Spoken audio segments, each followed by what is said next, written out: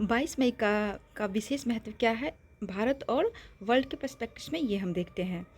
तो आधुनिक भारत के जनक कहे जाने वाले, भारतीय पुनर्जागरण के अग्रदूत माने जाने वाले राजा राम मोहन का जन्म 22 मई 1772 ईस्वी में बंगाल के हुगली जिले के राधानगर में हुआ था।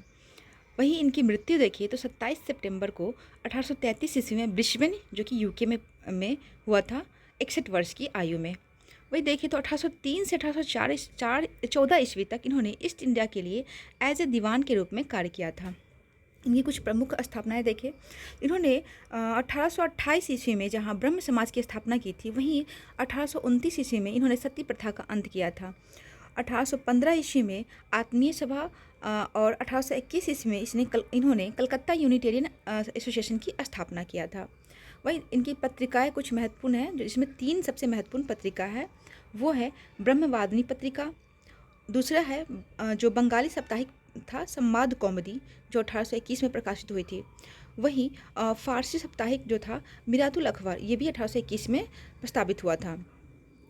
वहीं साहित्यिक कार्य में कुछ महत्वपूर्ण है उनके तुहफात उल मवादीन, जो 1804 में, वेदांत गाथा 1815 में, कनोपनिषद 1816 में, कठोपनिषद 1827 में, मुंडोपनिषद 1819 में। इस तरह से कुछ महत्वपूर्ण है। कुछ रिलीजियस बुक्स भी है, जैसे कि भारतीय दर्शन का इतिहास।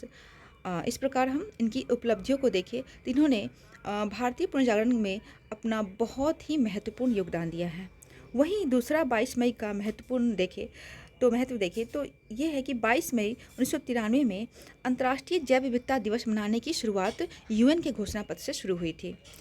चूँकि 19 दिसंबर 1992 को नैरोबी, केन्या में एक सम्मेलन हुआ था, जिसमें यह निर्णय लिया गया था कि जैव विविधता दिवस जो